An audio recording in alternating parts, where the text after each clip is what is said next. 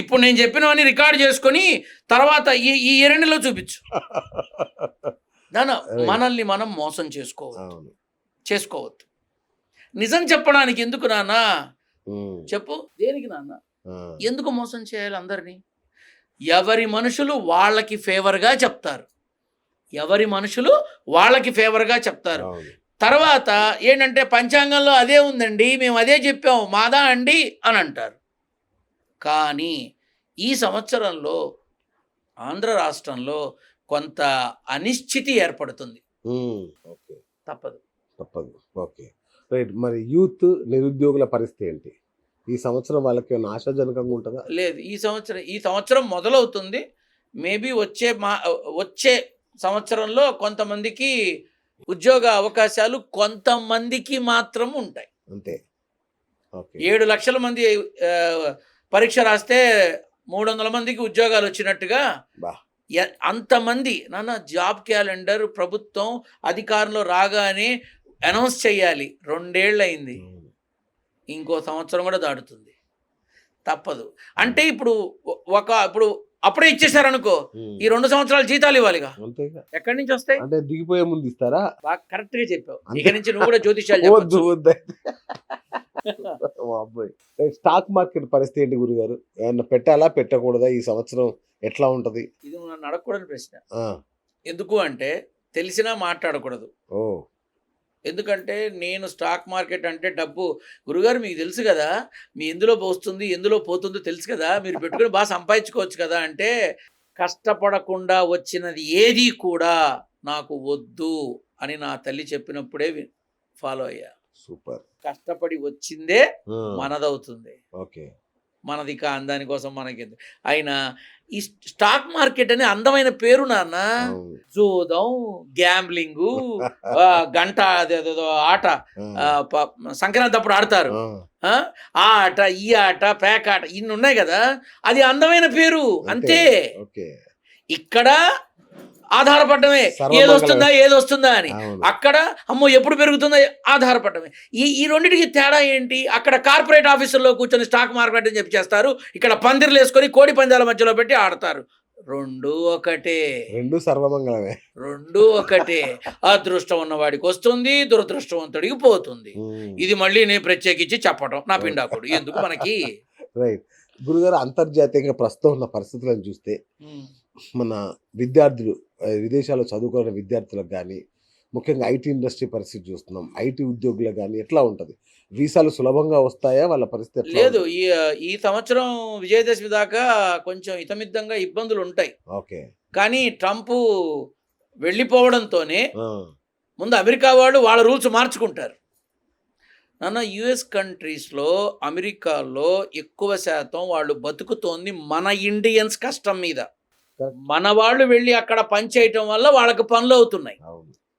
Okay, మన వాళ్ళు గనక ఒక్కసారి మాకొద్దు అని సిస్టమ్ షట్ డౌన్ చేస్తే నష్టం వాళ్ళకి, మనకు కాదు. అయితే ఏంటంటే ట్రంప్ విధానం వల్ల ఏవైతే ఇబ్బందులు వస్తున్నాయో, ఇష్టం ఉన్నా లేకపోయినా ఇంకా వెయిట్ చేయాల్సిందే. ఇంకో 7 నెలలు వెయిట్ చేయాల్సిందే. ట్రంప్ జరగడం ఎప్పుడైతే అవుతుందో అప్పుడు మళ్ళీ సులభతరమైన పద్ధతిలో ఈ రాకపోకలు కానీ, వీసాలు కానీ, బిజినెస్లు కానీ, టూరిస్టులు కానీ, ఇవన్నీ ఏవైతే ఉన్నాయో మళ్ళీ పుంజుకుంటాయి. వాడు ఆ రకంగా చేయటం వల్ల ఇవాళ యూరప్ కంట్రీస్ కానీ, ఆస్ట్రేలియా కానీ, జర్మనీ కానీ, జపాన్ కానీ, రష్యా కానీ బాగా ఎక్కువగా ఉంది. ఇప్పుడు వాళ్ళకి అర్థమవుతోంది వీ లాస్ట్ అవర్ ఇన్కమ్ అని. కాబట్టి చదువుకునే వాళ్ళకి ఇబ్బంది లేదు, చక్కగా వెళ్ళి చదువుకోవచ్చు. అక్కడ ఉండే వాళ్ళకి భయపడక్కర్లేదు, వాళ్ళు ఎవ్వరు ఇక్కడికి రారు, ప్రశాంతంగా ఉద్యోగాలు చేసుకొని హాయిగా ఉండొచ్చు. భయపెడుతున్నారు అంతే, ఏమీ ఇబ్బంది లేదు. మన దేశ భద్రత పరిస్థితి గురుగారు, సరిహద్దుల్లో ఇంకేమైనా టెన్షన్స్ వచ్చే అవకాశం ఉందా? నరేంద్ర మోడీ ఉన్నంత కాలం భారతావనికి నారాయణుడు తోడుగా ఉన్నట్టే. సూపర్. ఎందుకంటే అన్నీ ఉన్న విస్తరాకు, అన్నీ ఉన్న విస్తరి నరేంద్ర మోడీ గారు. You know everything. సూపర్. రోగాల పరిస్థితి ఏంటి గురుగారు? ఏమన్నా మళ్ళా కొత్త రోగాలు ఏం రావు? ఈ మధ్య వింటున్నాను, ఇది వస్తుంది అది వస్తుంది అని చెప్తున్నారు.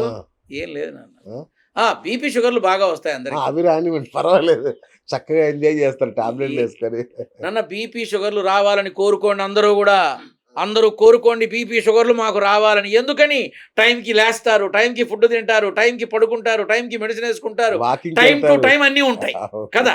కాబట్టి ఓ 10 ఏళ్ళు ఎక్కువ బతుకుతారు. ఏ అలవాట్లు లేనివాడే తొందరగా పోయి చేస్తాడు నాలాగా. నాకు ఏ అలవాటు లేదు, ఎప్పుడు పోతానో తెలియదు. ఎందుకు బ్రహ్మాండంగా ఉన్నారు, అందరికంటే మీరే ఆరోగ్యంగా నాకు ఉన్నారు. షుగర్ వచ్చి 32 ఏళ్ళు అయింది. ఓహో. ఆ, ఆ, ఎప్పుడో మందులు వాడడం మొదలుపెట్టి 5 ఏళ్లే అయింది. ఆ, ఆ మందులు కూడా వారానికి మొత్తం అన్ని కలిపి ఒకేసారి మింగితేస్తా. ఓకే.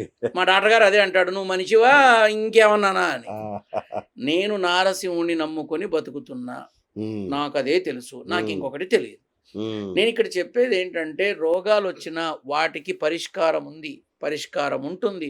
దయచేసి ఈ దిక్కుమాలిన విధానంలో కొంతమంది ఈ ఈ ఈ వైరస్ ప్రబలుతుంది, ఆ రోగం వస్తుంది, ఇలా అవుతుంది, అలా అవుతుందని ఎవరు చెప్పినా ఏమీ కంగారు పడకండి. దయచేసి ప్రశాంతంగా ఆ భార్యాబిడ్డలతో పిల్ల పాపలతో సంతోషంగా మీ జీవితంలో ముందుకు తీసుకెళ్ళండి. మీకు ఆరోగ్యం మీద శ్రద్ధ ఉంటే వారానికో నెలకో ఒకసారి చెకప్ చేయించుకోండి, సరిపోతుంది. అంతే. ఏ వైరస్లు వచ్చి మనల్ని బాధ పెట్టే కర్మ లేదు నాన్న ప్రస్తుతం.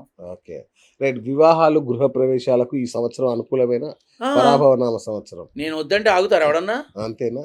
అంటే అనుకూలంగా ఉందా లేదా కూడా అడిగావు కదా, నేను ఒకటి చెప్తున్నా. గురుజీ. 36 గణాలకి 31 గణాలు కలిసాయని చెప్పి పెళ్ళిళ్ళు చేశారు. 6 నెలలు తిరగకుండానే విడాకుల కోసం తిరుగుతున్నారు. ఇప్పుడు గ్రహబలం ఉన్నట్టా లేనట్టా? ఇదే ఇప్పటికి మాకు నేను ఎంతోమందిని తల్లిదండ్రుల్ని కన్విన్స్ చేసి ఎంతోమంది పిల్లవాళ్ళ విధానాల్లో కష్టం వచ్చినప్పుడు నారసింహుడి బిడ్డగా నేను నిలబడి పెళ్ళిళ్ళు చేశా. అన్ని రకాలుగా అన్ని విధాలుగా బ్రహ్మాండంగా ఉన్నారు, పిల్ల పాపలతో అందరూ బాగున్నారు. నారసింహుడి అనుగ్రహంతో నేను చేసిన ఈ రోజు వరకు జనాలు ఏం చూడలేదు. ఏంది చూసేది? ఆ, నేను ఏ రోజు నా నాన్న అనుగ్రహంతో అయితే అవుతుందని చెప్తా, అవ్వకపోతే ఇది నువ్వు అరిచి చచ్చినా అవ్వదు. కాదని చేసి తర్వాత కన్నీళ్లతో వచ్చి నన్ను కలిసిన వాళ్ళు ఇంతమంది ఉన్నారు. నేను ఇక్కడ నా నాన్ననే అనుసరిస్తా తప్ప ఏటిని నేను ఒకటే అడుగుతున్నా, విడాకుల కేసుల కోసం ఎంతమంది ఉన్నారు? మరి అన్నీ చూసే చేసుకున్నారుగా, చక్కటి ముహూర్తాలు చూసే చేసుకున్నారుగా. 365 రోజుల క్యాలెండర్లో ఏదన్నా చెడ్డది అయితే, ఏదన్నా పనికిరానిది అయితే భగవంతుడు పెడతాడా అందులో? అయినా నాకు ఒక్క మాట చెప్పు, 365 రోజుల్లో దీని దుంపదగా మనకున్నన్ని పండగలు ఎవడికి లేవు కదయ్యా. అవునా? ఏ ఒక్క పండగన్నా మంచి రోజు నాడు వచ్చిందా చూసి చెప్పండి. ఒక్క పండగ ఉందా మంచి రోజు నాడు? సంక్రాంతి వస్తుందా శూన్యమాసంలో వచ్చేదానికి? ఉగాది వస్తుందా?